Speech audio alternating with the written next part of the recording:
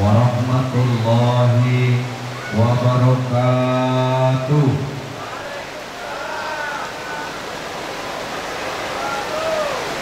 Alhamdulillahi rabbil alamin, wa bihi nasta'in ala umuri dunya waddin.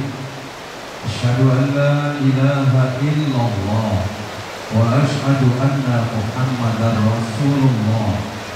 Allahumma salli ala sayyidina Muhammad wa ala alihi wa sahbihi ajma'in, amma ba'du.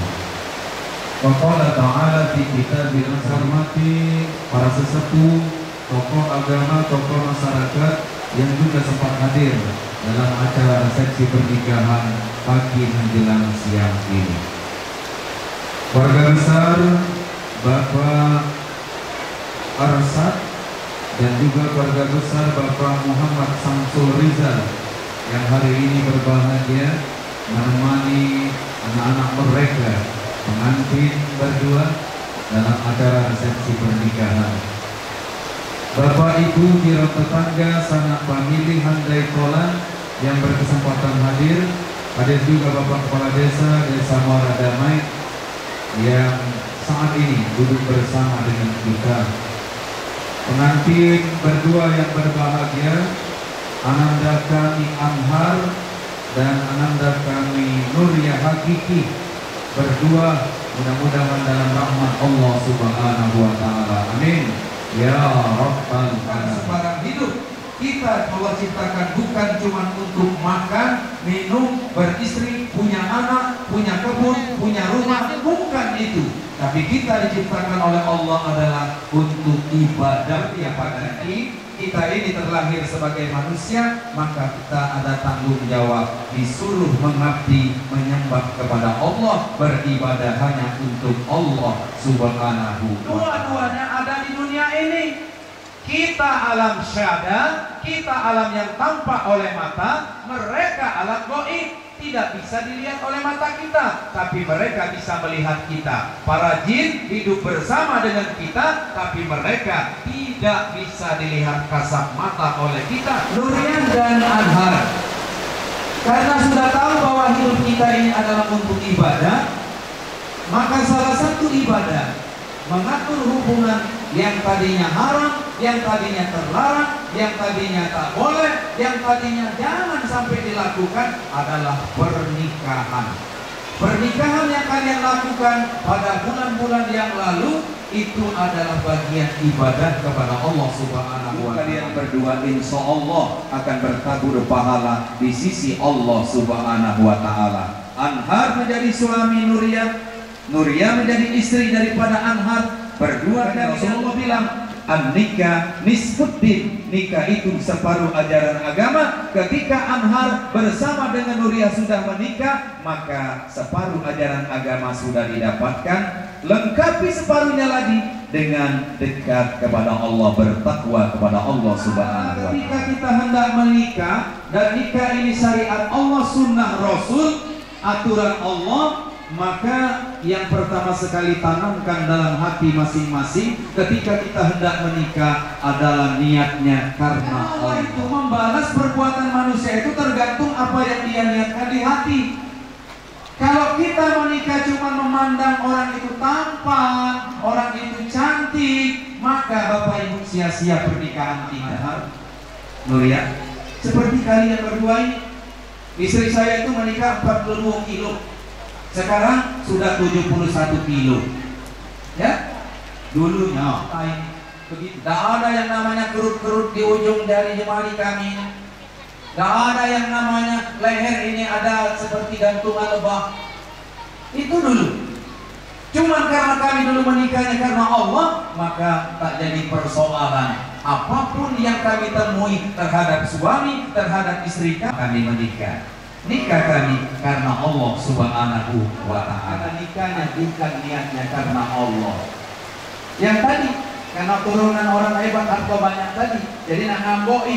Suatu saat dia jatuh miskin, maka orang tak akan lagi memandangnya. Sebelah mata pun tak lagi orang memandangnya. Mengapa? Karena sombongnya. Dia lupa dengan Allah Subhanahu wa ta'ala. Itu ya.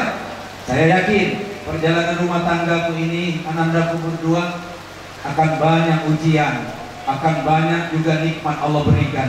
Maka ingatlah tadi, nikah karena Allah, memiliki harta tak lupa diri, ketika diuji Allah pun juga tetap tak putus asa, bersabar menghadapi semuanya.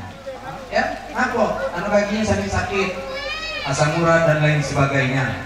Ya, termasuk saya juga. Ketika di rumah lah sudah mulai sakit jenut-jenut, ya tinggal pengantin lanang sudah mulai berbeda. Paham? Itu yang pertama, niat nikah karena Allah Subhanahu wa Ta'ala. Nah, ada kewajiban anhar ya. Anhar gitu kan tampilnya, pokoknya ajalah bini ini rajin-rajin sholat, anhar ya. Caranya pakai cara Rasulullah. Ketika si Nuryani tidak galak bangun, ambil air sedikit, percikan. Jangan sebar, ya sedikit deh. Apa panggilan sayangnya? Adek. Nuryan, panggilan sayangnya untuk suami? Ayang, subhanallah. Adek dan ayang, dua-dua A, ya. Subhanallah, bagus. Kalau pacar lupa ayang lah, timbangnya, tidak apa-apa. Mengapa Bapak Ibu panggilan itu ternyata menjadi perekat?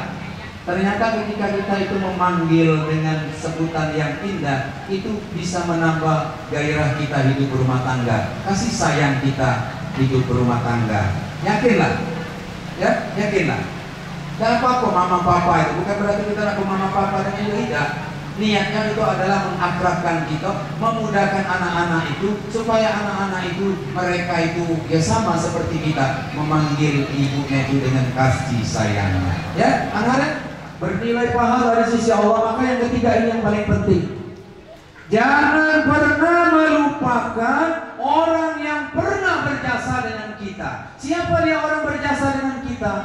Ayah dari batu, bukan keluar dari batang, bukan tiba-tiba datang dari langit begitu langsung brojol jadi bayi, tapi terberkah. Walaupun sudah pengantin lama, tetap urusi ayah dan ibu. Lebih-lebih pengantin bayi dalam suka, dalam duka, dalam capek. Awalnya masih kecil perut ibu, kemudian lambat laun setelah 9 bulan mulai membesar.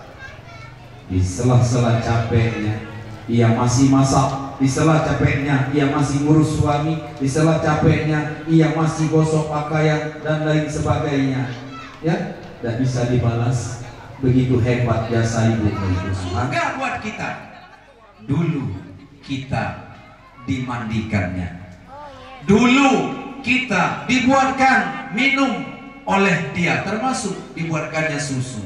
Dulu kita disuapinya, dulu kita dibajuinya. Sekarang ayah dan ibu terbaring di rumah kita sakit, masakah kita tidak bisa memperlakukan di Kalimantan, yang satu lagi ada di Jawa, yang satunya lagi ada di Sulawesi. Ibu ayahnya sudah datangan lagi, ibunya mau meninggal dunia, disuruh pulang. Apa jawabannya? Tak bisa meninggalkan proyek bu, tak bisa bu, istri aku bekerja lalu siapa yang mengantarnya? Akhirnya ibunya meninggal, kembalilah mereka menyesal, tak bisa lagi dengan ibu dan ayah, baik-baik juga dengan mertua. Kalaulah sukses kaget, jangan lupa ya ajak ayah dan ibumu. Kalau memang banyak duit atau berlebih, tolong berangkat ke haji ayah dan ibumu. Kalau mau hitung-hitungan, tak akan bisa kita mentotal galau-galau berapa yang sudah dikorbankan rupiah oleh ayah dan ibumu. Maka bakti kita kepada ayah dan ibu, tetaplah kita bahagiakan mereka. Berangkat haji gandeng, berangkat umroh gandeng, ayah ibumu, mertuamu, insya Allah hidupmu berkah berdua. Minta doa dengan mereka, walaupun nanti sudah jadi orang hebat. Minta restu dengan mereka, walaupun nanti sudah bisa beli tanah anak buat rumah. Insya Allah hidup kita yang suci ketika nikah. Kemudian dekati Allah, laksanakan sholat. Yang ketiga, tolong jangan lupakan jasa orang yang telah berbuat baik dengan kita, ayah dan ibu, termasuk pengantin lama. Mudah-mudahan bermanfaat. Terima kasih atas segala perhatian. Assalamualaikum warahmatullahi wabarakatuh.